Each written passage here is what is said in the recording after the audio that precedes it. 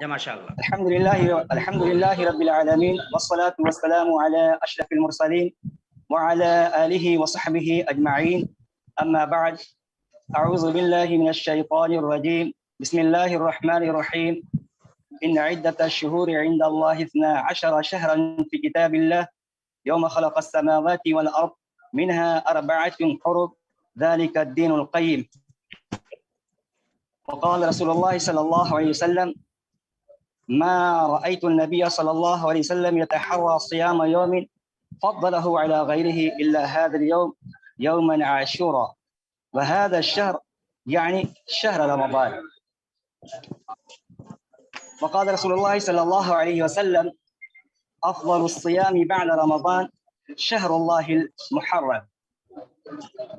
ہر قسم کی تعریف اللہ رب العالمین کے لائق و سزاوار ہے. بعد کچھ تمام انبیاء کرام اور رسول اعظام درود و سلام کے مستحق ہیں. خاص کر جناب محمد رسول اللہ صلی اللہ علیہ وسلم، ہم ان پر درود و سلام کا نذرانہ پیش کرتے ہیں. اللہم صلی علی محمد وعلی آل محمد کما صلیت علی ابراہیم وعلی آل ابراہیم انک حمید مجید. اللہم بارک علی محمد وعلی آل محمد کما بارکت علی ابراہیم وعلی آل ابراہیم انک حمید مجید. جیسا کہ ناظم کانفرنس فضیلت الشیخ ثناء اللہ صادق تیمی حفظہ اللہ نے اعلان کیا کہ میرا موضوع ماہ محرم اور یوم عاشورہ کا روزہ ہے. ماہ محرم اشہر حرم میں سے ہے. اللہ سبحانہ و تعالی نے قرآن مقدس کے اندر اس بات کو واضح کیا ہے: ان عدت الشہور عند اللہ 12 شہرا فی کتاب اللہ یوم خلق السماوات والارض منها 4 حرم ذلك الدین القیم. آسمان اور زمین کی تخلیق جب ہوئی اسی دن سے اللہ رب العالمین نے سال کے جو 12 مہینے ہیں ان 12 مہینوں کی بھی تخلیق کی، اور ان میں 12 مہینوں میں 4 مہینوں کو حرمت والا مہینہ قرار دیا. ابھی ماہ محرم جاری ہے، سایہ فگن ہے.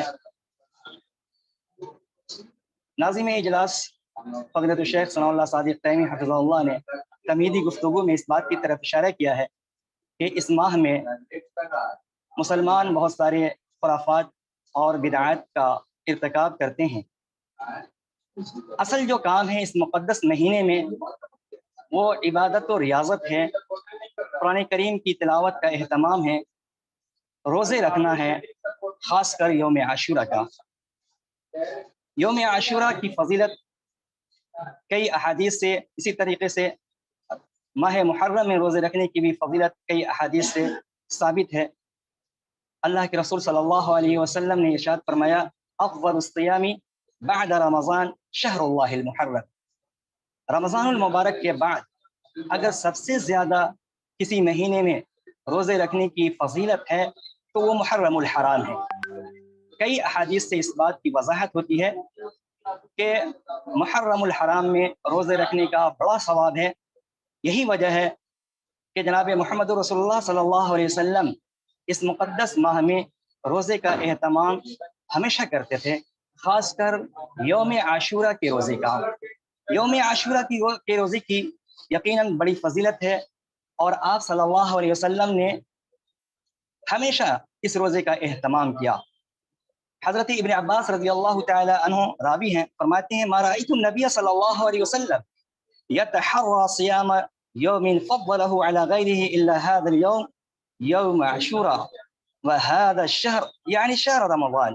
حضرت ابن عباس رضی اللہ تعالی عنہ فرماتے ہیں میں نے رسول اللہ صلی اللہ علیہ وسلم کو کبھی نہیں دیکھا کہ آپ صلی اللہ علیہ وسلم کسی ایک دن کو دوسرے دنوں پر فوقیت دیتے ہوں، اس کے روزے کا قصد کرتے ہوں، سوائے یوم عاشورہ کے اور سوائے ماہ رمضان کے.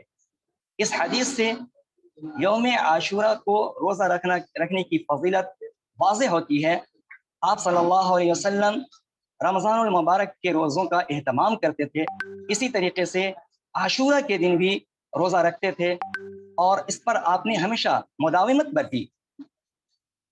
پھر آپ صلی اللہ علیہ وسلم نے یہاں تک یہ فرمایا کہ اگر میں آئندہ زندہ رہا تو میں 2 روزے رکھوں گا۔ آپ صلی اللہ علیہ وسلم 1 روزہ رکھا کرتے تھے یوم عاشورہ، اور آپ نے خواہش کا اظہار کیا کہ اگر میں حیات سے رہا، زندگی نے وفا کیا، تو میں انشاءاللہ آئندہ سے 2 روزے رکھوں گا۔ لیکن قضاء و قدر، اللہ کے رسول صلی اللہ علیہ وسلم آئندہ ماہ محرم کے آنے سے قبل ہی داعی اجل کو لبیک کہہ گئے۔ یوم عاشورہ کی فضیلت بہت ساری احادیث سے ثابت ہیں۔ حضرت ابو قتادہ رضی اللہ تعالیٰ عنہ کہتے ہیں کہ رسول اللہ صلی اللہ علیہ وسلم سے یوم عاشورہ کے روزے کے متعلق سوال کیا گیا۔ آپ صلی اللہ علیہ وسلم سے پوچھا گیا یوم عاشورہ کی روزے کی فضیلت کیا ہے؟ آپ صلی اللہ علیہ وسلم نے فرمایا یکفر السنۃ الماضیۃ، رواہ مسلم شریف کی یہ روایت ہے۔ نبی اکرم صلی اللہ علیہ وسلم نے فرمایا کہ پچھلے 1 سال کے گناہوں کو مٹا دیتا ہے۔ اللہ اکبر۔ یوم عاشورہ کے روزے کی یہ فضیلت ہے کہ اگر کوئی شخص اس دن روزہ رکھتا ہے اور خلوص نیت کے ساتھ رکھتا ہے تو نبی اکرم صلی اللہ علیہ وسلم فرماتے ہیں کہ اس کے پچھلے 1 سال کے گناہ معاف کر دیے جاتے ہیں۔ اتنی بڑی فضیلت نبی اکرم صلی اللہ علیہ وسلم نے بتلائی۔ بدقسمتی کی بات یہ ہے کہ لوگ اس موقع سے روزہ رکھنے کے بجائے دوسرے جو اعمال ہیں جن کا شریعت سے کوئی ثبوت نہیں ملتا ہے، وہ اعمال کرتے ہیں، وہ حرکات اور سکنات کرتے ہیں۔ اس مقدس ماہ میں بھی لوگ ڈھول بجاتے ہیں، تاشے بجاتے ہیں، تعزیہ داری کرتے ہیں، سبیل لگاتے ہیں، اور نہ جانے کیا کچھ کرتے ہیں، خرافات۔ ان تمام چیزوں کا شریعت سے ثبوت نہیں ہے، اور شریعت سے اگر ثبوت ہے تو وہ یہ ہے کہ یوم عاشورہ کو روزہ رکھا جائے۔ آپ صلی اللہ علیہ وسلم نے اس دن روزے رکھنے کا خود اہتمام کیا، اور مسلمانوں کو، صحابہ کرام رضوان اللہ علیہم اجمعین کو، جب مدینہ آپ صلی اللہ علیہ وسلم تشریف لے گئے تھے تو وہاں آپ صلی اللہ علیہ وسلم نے خود روزے رکھا، اور صحابہ کرام رضوان اللہ علیہم اجمعین کو بھی روزہ رکھنے کا حکم دیا۔ پھر آئندہ 2 روزے رکھنے کی آپ صلی اللہ علیہ وسلم نے خواہش کا اظہار کیا۔ یہ یقیناً کہتے ہیں بڑی فضیلت کا حامل ہے۔ آپ صلی اللہ علیہ وسلم نے جب مدینہ ہجرت کی تھی اور وہاں یہودیوں کو روزے رکھتے ہوئے دیکھا تھا، تو آپ صلی اللہ علیہ وسلم نے فرمایا کہ موسیٰ سے قربت ہماری زیادہ ہے، ہم زیادہ مستحق ہیں کہ موسیٰ کی سنت کو پر عمل پیرا ہوں۔ چنانچہ آپ صلی اللہ علیہ وسلم نے روزے رکھا اور اس کے روزے رکھنے کا حکم بھی دیا۔ نبی اکرم صلی اللہ علیہ وسلم کا ایک عمل ہم لوگوں کے لیے اسوہ ہے۔ لقد کان لکم فی رسول اللہ اسوۃ حسنہ۔ آپ صلی اللہ علیہ وسلم کا کوئی بھی عمل ایسا نہیں ہے جس کے اندر ہمارے لیے اسوہ نہ ہو، اور کوئی ایسا آپ صلی اللہ علیہ وسلم کا کام نہیں ہے جس کو ہم کریں اور اس میں خیر اور برکت نہ ہو۔ بدقسمتی کی بات یہ ہے کہ اس مقدس مہینے میں لوگ خرافات اور بدعات کا ارتکاب کرتے ہیں، لیکن روزے کا اہتمام نہیں کرتے ہیں۔ ہمیں اس مقدس مہینے کو پا کر کے یوم عاشورے کے روزے کا ضرور اہتمام کرنا چاہیے۔ اس مہینے میں نیکیاں اور خیر و برکت کے کام بھی کرنے چاہیے، اور روزے کا اہتمام بھی کرنا چاہیے۔ مجھے لگتا ہے کہ مختصر وقت ہے، 10 منٹ ہے، اور چونکہ اور بھی کئی مقررین ہیں، اللہ تعالیٰ سے دعا ہے الہ العالمین ہمیں اعمال صالحہ کی توفیق عطا فرما، اور نبی اکرم صلی اللہ علیہ وسلم کی جتنی بھی سنتیں ہیں ان تمام پر عمل کی توفیق دے۔ یوم عاشورہ کو بھی ہمیں روزہ رکھنے کی توفیق عطا فرما۔ اقول قولی ھذا واستغفر اللہ لی ولکم ولسائر المسلمین، والسلام علیکم ورحمۃ اللہ وبرکاتہ۔